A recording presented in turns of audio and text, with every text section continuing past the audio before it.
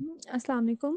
अच्छा, इसका ना यूरोडायनामिक स्टडी को समझने के लिए ज़रूरी है कि पहले आपको इसकी नॉर्मल फिजियोलॉजी, जो मैक्चुरेशन रिफ्लेक्स होता है नॉर्मल, उसकी फिजियोलॉजी का पता हो, और ये ब्लैडर जो है और ये इसके स्फिंक्टर है, इसकी थोड़ी सी ना एनाटॉमी का आइडिया हो। फिर ये इंशाल्लाह आपको बहुत अच्छे से समझ आ जाएगा।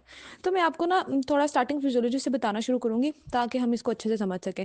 अब नॉर्मली क्या होता है कि जो यूरिनरी ब्लैडर है, उसकी जब फिलिंग हो रही होती है, उसमें आहिस्ता-आहिस्ता यूरिन अकोमुलेट होना शुरू होता है। तो ये नहीं होता कि जैसे ही फिलिंग हुई तो उसका प्रेशर जो है वो बढ़ता जाएगा और हर फिलिंग पे उसका प्रेशर बढ़ता जाएगा, ऐसे नहीं होता। उसमें ना कंप्लायंस होती है। कंप्लायंस क्या होती है कि जैसे उसमें यूरिन आता है, अभी 100 एमएल यूरिन आया, फिर 150 एमएल यूरिन आया, फिर 200 एमएल यूरिन आया। तो आहिस्ता-आहिस्ता ना उस वो जो है ना उसके मसल्स में इतनी कैपेसिटी होती है, वो ना ऐसे रिलैक्स ही रहते हैं, उनका वो कॉन्ट्रैक्ट नहीं करते और ब्लैडर का प्रेशर जो है ना वो नहीं बढ़ता, ठीक है? उसकी कैपेसिटी इतनी होती है कि उसके अंदर इतना यूरिन जमा हो सकता है। अब नॉर्मली जब ब्लैडर की फिलिंग हो रही होती है ना, तो सिम्पैथेटिक सिस्टम एक्टिवेट होता है कि सिम्पैथेटिक सप्लाई जो है ना ब्लैडर की, वो एक्टिवेट होती है। और उस सिम्पैथेटिक एक्टिविटी की वजह से ना ब्लैडर जो है वो उसके मसल्स, जो डिट्रोसर मसल है ना, मेन मसल है, वो कॉन्ट्रैक्ट नहीं कर रहा होता, और जो स्फिंक्टर है ना वो इनहिबिट होता है। मतलब स्फिंक्टर भी कॉन्ट्रैक्टेड होता है और जो मसल है ब्लैडर का वो रिलैक्स होता है। ये चीज़ आपने क्लियर रखनी है। फिजियो में हमने ये चीज़ें डिटेल में पढ़ी हुई हैं, तो आपको याद आ गया होगा ये सारा कॉन्सेप्ट, ठीक है? अब अगर नॉर्मल कैपेसिटी की बात करें तो एग्जैक्ट वैल्यूज तो इस वक्त मेरे माइंड में नहीं है, बट आइडिया मैं आपका एस्टिमेट बता सकती हूँ कि अराउंड अबाउट 350 से 500 एमएल तक, या 600 एमएल तक ना ब्लैडर की कैपेसिटी होती है कि इतना यूरिन जो है ना ब्लैडर में अकोमुलेट हो सकता है। उसके बाद जो है ना वो एक मिक्चुरेशन रिफ्लेक्स जनरेट होगा। अच्छा, अब जो फर्स्ट डिज़ायर आती है ना वॉइड करने के लिए, जब ब्लैडर में 200 एमएल तक का यूरिन आ जाता है ना, तो वो डिज़ायर आती है 150 से 200 एमएल पे डिज़ायर आती है, ब्रेन को मैसेज आता है कि अब वॉइडिंग हो जानी चाहिए अगर कंडीशन सूटेबल है। और अगर कंडीशन सूटेबल नहीं है, लाइक किसी आप गैदरिंग में बैठे हुए हो, आप इस वक्त किसी इस तरह की सिचुएशन में आपका पेपर हो रहा है, लेट्स सपोज कोई भी इस तरह की सिचुएशन जिसमें आपका सिंपैथेटिक सिस्टम एक्टिवेट है, तो वो ये नहीं होगा कि भाई वो एक सेंसेशन गई है तो ब्रेन जो है ना वो मिक्चुरेशन स्टार्ट करा देगा। नहीं, वो उसको इनहिबिट ही रखेगा और सिंपैथेटिक सिस्टम एक्टिवेट रहेगा। मैंने पहले बता दिया कि जब तक सिंपैथेटिक सिस्टम एक्टिवेटेड है, डिट्रोसर मसल रिलैक्स रहेगा और जो स्फिंक्टर है वो कॉन्ट्रैक्टेड रहेगा, ठीक है? तो ठीक है। अच्छा, उसके बाद जो है ना वो प्रेशर जो है वो एक और चीज़ है, जब तक ब्लैडर पूरा फिल नहीं हो जाता, उस सारी फिलिंग के प्रोसेस में 500 एमएल तक यूरिन अकोमुलेट होने तक ब्लैडर में जो प्रेशर है वो 6 से 10 सेंटीमीटर वाटर रहता है, ठीक है? इतना तक रहता है, 6 से 10। मैं आपको रेंजेस इसलिए बता रही हूँ कि मुझे ना एग्जैक्ट वैल्यूज अभी माइंड में नहीं है, रेंज में बताई जा रही हूँ, ठीक है? अच्छा, अगर आपने एग्जैक्ट वैल्यूज देखनी बाद में फिर हम वो पहले से देख लेंगे, उसकी टेंशन नहीं है। अभी आप सिर्फ कॉन्सेप्ट को समझे। 6 से 10 तक ना सेंटीमीटर पर वाटर जो है ना वो प्रेशर रहेगा, इससे ज़्यादा नहीं जाएगा, क्योंकि मैंने बताया कि इतनी कंप्लांस होती है ब्लैडर में कि वो यूरिन को 500 एमएल तक कॉमुलेट कर लेगा, अकोमोडेट कर लेगा, फिर जो है ना उसमें प्रेशराइज होगा। अच्छा, उसके बाद एक और चीज़ नॉर्मली होनी चाहिए, वो ये कि जब भी कोई ऐसे प्रोवोकेटिव मैनूवर हो, जिस तरह से कफिंग हम कर रहे हैं या हम जो है ना वो जंपिंग कर रहे हैं या कुछ इस तरह का प्रोसेस है, तो ब्लैडर की कॉन्ट्रैक्शन प्रोवोक नहीं हो जानी चाहिए कि हम कफ कर रहे हैं। अगर तो हमारा जो है वो स्फिंक्टर बिल्कुल अच्छे वाला है, हेल्दी स्फिंक्टर है, उसकी सप्लाई ठीक है, डिट्रूसर मसल जो है वो उसमें ओवर एक्टिविटी नहीं है कि वो एमी अपनी कॉन्ट्रैक्शन नहीं शुरू कर देता, तो फिर कभी भी इन मैनूवर्स पे मिक्चुरेशन रिफ्लेक्स नहीं जनरेट हो जाएगा और कॉन्ट्रैक्शन नहीं ब्लैडर की हो जाएगी और यूरिन नहीं लीक होना शुरू हो जाएगा, ठीक है? ये भी नॉर्मली होता है, मैं आपको सारी नॉर्मल चीज़ें बता रही हूँ।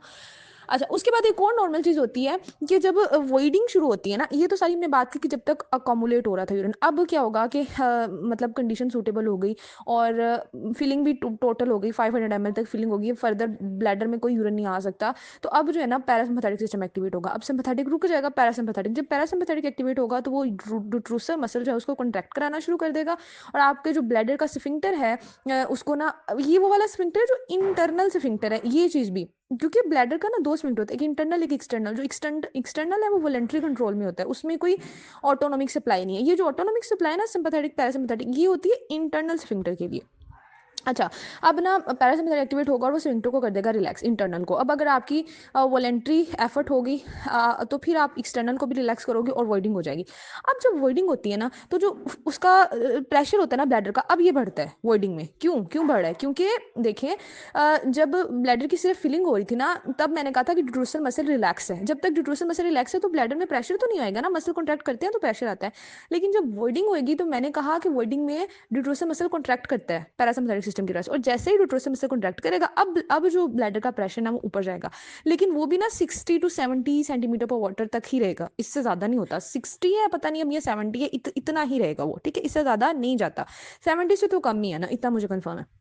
ये था कि वॉइडिंग का प्रेशर, वॉइडिंग के टाइम ब्लैडर का प्रेशर।